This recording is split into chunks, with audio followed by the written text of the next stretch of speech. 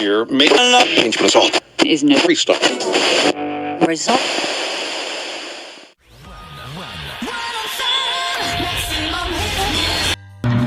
Si Lorna, isang dalaga na tahimik lang sa gitna ng maingay na paaralan. Madalas siyang biktima ng pang-aasar. Pero may isang tanong na dapat nating tanungin. Talaga bang ang pang-aasar ang daan sa kasikatan? Ito ang kwento ni Lorna.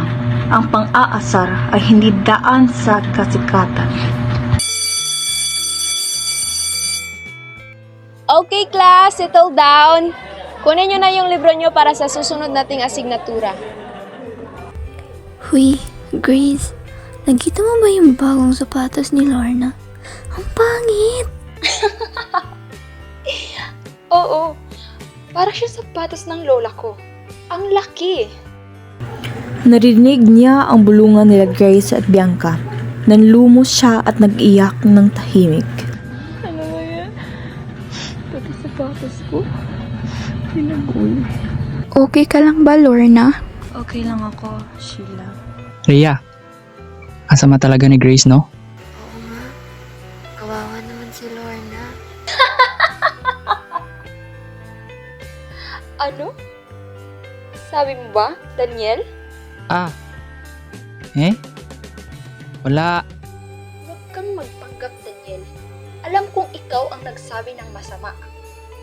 Hindi Grace. Hindi ako. Hindi natapos ang kanilang usapan dahil natapos na ang klase sa umaga. Lorna, okay ka lang ba? Okay lang ako. Lorna, wag mo nang pansinin si Grace. Inggit lang yun kasi mas matalino ka kaysa sa kanya. Salamat, Vanessa. Grace, bakit mo ba ginawa yan kay Lorna? Bakit? Masama ba? Nerd naman siya eh. Grace, dapat hindi mo ginawa yan. Hindi porket nerd siya, dapat inaasar mo na. Eh ano naman? Tatawa-tawa lang naman yun. Grace, huwag kang ganyan. Nakakasakit ka ng damdamin. Biglang umalis si Belle dahil sa galit. Lumapit si Lorna kay Sheila at tumiyak. Sheila, hindi ko na kaya. Ang sakit-sakit na. Lorna, kaya mo yan. Huwag mong pansinin si Grace. Alam mo namang mali siya, di ba? Pero, Sheila, parang wala na akong kakampi. Parang lahat sila nakasama na sa kanya. Hindi, Lorna. Maraming nakakakita sa ginawa niya. Pero natakot lang silang magsalita. Pero huwag kang mag-alala. Hindi ka nag-iisa. Lagi na lang kasi ganyan. Araw-araw binubuli niya ako. Araw-araw. Huwag kang mag-alala. Isusumbong natin. Salamat, Sheila. Naglalakad papunta sa desk si Teacher Sarah na nakasimangot.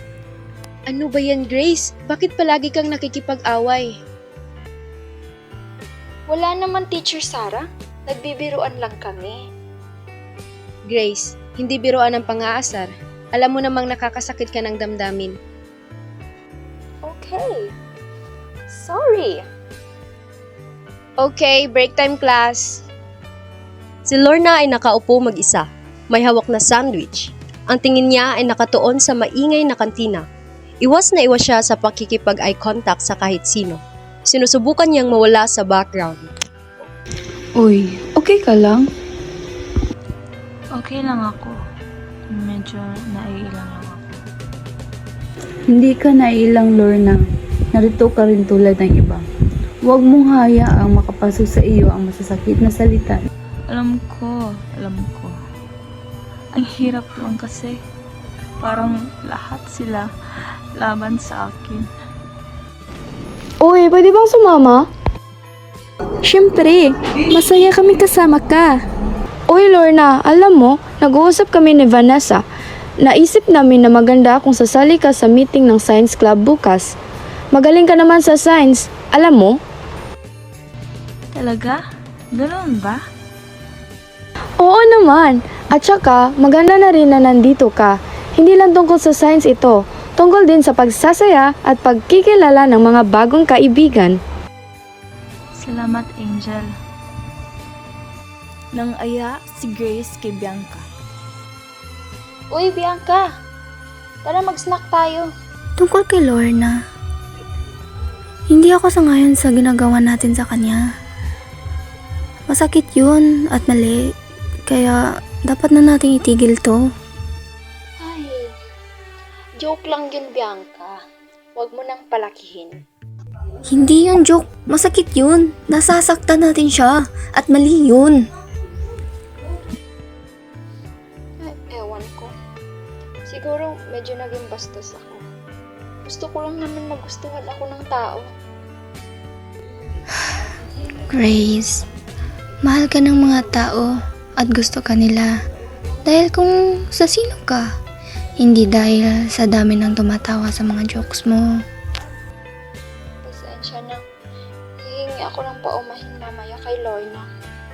So, gaya na nakikita nyo, ang resulta ng eksperimento ay nagpapakita ng Wow! Ang galing! Hindi ko pa naintindihan ang bahaging ito dati. Salamat sa pagpapaliwanag mo, Lorna. walang anuman.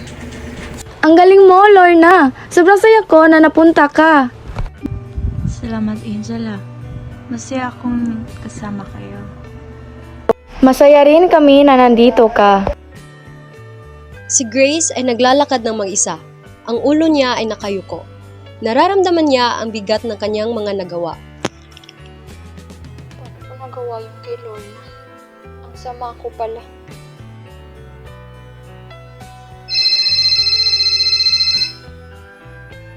Hello, Bianca? Grace, nasa library ako. May gusto ka bang sasabihin? May gusto akong sabihin kay Lorna. Pwede ba akong sumama sa iyo sa library? Talaga? Sure, pero ano yung sasabihin mo? I'm so sorry ako. Si Lorna ay nakaupo malapit sa bintana. Nagbabasa ng libro. May biglang lumapit na librarian kay Lorna. Okay ka lang ba? Okay lang ako. Kanina pa kasi ako nakatitig sa'yo. Mukhang may problema ka. Meron ba? Si Grace kasi, palagi na lang akong binubuli. Huwag mo na lang pansinin ang mga taong gumagawa ng ganyan dahil hindi sila karapat-dapat pansinin. Kaya nga po, palagi na lang kasi siyang ganyan. Dapat kang magpakatatag. Huwag kang magpapa-apekto sa mga ganyang bagay. Pero kapag sumusobra na talaga, pwede mo na yang i-report. Okay po, maraming salamat po. Nakita niya si Grace at Bianca na papalapit sa kanya. Lorna, pwede ba kitang makausap? Tungkol saan? Tungkol sa mga sinabi ko. Sorry, Lorna. Hindi ko dapat ginawa yun. Masakit para sa akin, Grace, pero... Okay lang, Grace, pero sana hindi mo na ulit gagawin yun. Hindi na, Lorna. Promise. Okay lang, Grace. Sana hindi na talaga. Sige ha, uuwi na ako. Hindi na talaga. Sige, giingat ka. Kahit na mga taong kilala natin bilang mga popular, ay nakakagawa rin ng mga pagkakamali. Ang mahalaga ay ang matuto tayong magpatawad at magbigay ng pangalawang pagkakataon. Dahil sa huli, ang pagiging mabuti ay hindi tungkol sa kung sino ang pinakapopular, kundi kung sino ang pinakamabait. Minsan, kailangan ng kaunting lakas ng loob para maging sarili mo, kahit na parang laban sa iyong mundo. Pero kapag nahanap mo na ang iyong lugar, ang mga gantimpala ay mas malaki kaysa sa iyong may isip. At diyan nagtatapos ang kwento ni Lorna. Hanggang sa muli.